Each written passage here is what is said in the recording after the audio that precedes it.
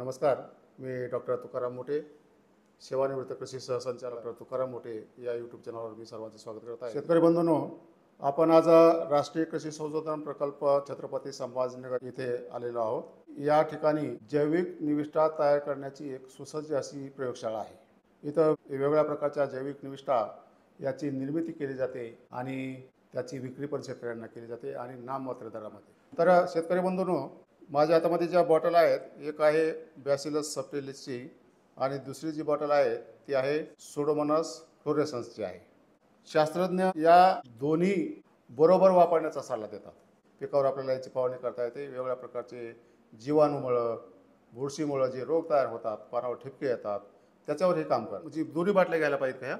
नाही, एक जरी घेतली तरी चालते, पण दोन्ही जर असेल तर समजा आपल्याला काय मार्केटमध्ये मी तुम्ही म्हणले की ह्या दोन्हीचे एकत्रीकरण केलेलं आहे, असं असतं मिळतं काही का? प्रोडक्ट आहेत, काही कंपन्या तसं मार्केट करतात. ते जर शेतकऱ्यांना वापरायचं असेल तर ते 1:1 प्रोपोर्शन मध्ये म्हणजे आता समजा दोन्ही बाटल्या घ्याव्या लागतील त्यांना, घ्यावं लागेल. मग त्याचं प्रमाण कसं ठरवायचं? ते एक एक आपण जे काय करतो की आपण 5 लिटर जे सांगतो ना प्रति एकर, किंवा जे 10 ml जे सांगतो 1 लिटरसाठी, 5-5 ml हे दोन्ही जर मिक्स करून वापरलं समजा फवारणीसाठी तर त्याचे एकदम चांगले रिझल्ट आपल्याला मिळतो. बॅसिलस सबटिलिस हे देखील एक उत्तम प्रकारचं जैविक जीवाणूजन्य रोगनाशक आहे. विशेषतः करून याला प्लांट ग्रोथ प्रोमोटिंग रायझोबॅक्टेरिया आपण म्हणतो, त्याची PGPR ह्या नावानं आपल्याकडे बाजारामध्ये उपलब्ध होते बरेच. हे रोगनाशक करण्यासोबतच पिकाची जी इम्युन सिस्टीम आहे, प्रतिकारशक्ती वाढवण्याचं काम करत असते. त्याला इंड्युस्ड ISR म्हणतो आपण, सिस्टमिक रेजिस्टन्स जे असते. समजा एखादं इन्फेक्शन झाल्यानंतर त्या प्लांटमध्ये जे सेल्फ डिफेन्स सिस्टम असते, ती सिस्टम ॲक्टिवेट करण्याचं काम हे बॅसिलस सबटिलिस करते. तुम्हाला ह्याचे 2 फायदे आहेत. एक तर काही मायनर एलिमेंट उपलब्ध करून देणे काही प्रमाणात, आणि त्यासोबतच जे रोगनाशक म्हणून देखील हे काम करणं, म्हणजे ड्युअल रोलमध्ये बॅसिलस सबटिलिस आपल्याकडे काम करतं. मायनर एलिमेंट उपलब्ध करून देईल म्हणजे काही प्रमाणात जे आयर्न आहे किंवा झिंक आहे, याची जी उपलब्धता आहे ते देखील आपल्याला ह्याच्यापासून थोड्या प्रमाणात जे पिकाला लागणार आहे त्याची पूर्तता होऊ शकते. रोग झाल्यानंतर जे स्ट्रेस होतो झाड, त्याला जे सहन करण्याची क्षमता त्या प्लांटमध्ये वाढत असल्यामुळे त्याचा इफेक्ट जे आहे ते नलिफाय करण्याचं काम बऱ्या प्रमाणात होऊ शकते आपल्याला. म्हणून हे जे बॅसिलस आहे ते थोडंसं स्पेशल आहे ह्याच्यामध्ये दुसऱ्या ह्याच्यापेक्षा. सुडोमोनास आणि बॅसिलस जे आहेत, आता काय झालेलं आहे की शेतकऱ्याला जास्त करून ट्रायकोडर्मा हेच बऱ्याच प्रमाणात प्रसिद्ध झालेलं, पण सुडोमोनास आणि बॅसिलस देखील त्याचे जे कार्य आहेत ते अजून शेतकऱ्यांपर्यंत अजून जास्त प्रमाणात पोहोचले नाहीत. म्हणजे त्याची ओळख सामान्य शेतकऱ्यांना नाही अजून. ते शेतकरी वापरतात किंवा त्यांना थोडीशी माहिती आहे ते घेऊन जातात, पण जास्त करून जे सामान्य शेतकरी आहेत, हे जे ट्रायकोडर्माच आम्हाला ते असं म्हणतात, बॅसिलस आणि सुडोमोनास हे देखील त्यासोबत जर आपण वापरलं तर आपल्याला जे बंदोबस्त करण्याची जी तीव्रता आहे, ट्रायकोडर्मा सुडोमोनास हे कॉम्बिनेशन तर आपल्याला अप्रूव्ह झालेलं आहे. बऱ्याचशा कंपन्या देखील देतात आपल्याकडे बॅसिलस आणि ट्रायकोडर्मा एकत्र. एकत्र. आता त्याच्यासोबत सुडोमोनास आणि बॅसिलस हे देखील, आता समजा जीवाणूजन्य रोगाचा कधी प्रादुर्भाव असेल, तेलाचा प्रादुर्भाव आहे डाळिंबामध्ये, तर त्याच्यामध्ये आपण जे आहे ते बॅसिलस आणि सुडोमोनास आहे ते आपण रिकमेंड केलेलं आहे. त्याच्यामध्ये देखील त्याच्या बंदोबस्तासाठी देखील हे जे दोन्ही आहेत ते खूप मोठ्या प्रमाणात आपण वापर करतो. सुडोमोनास काय काम करतं मग?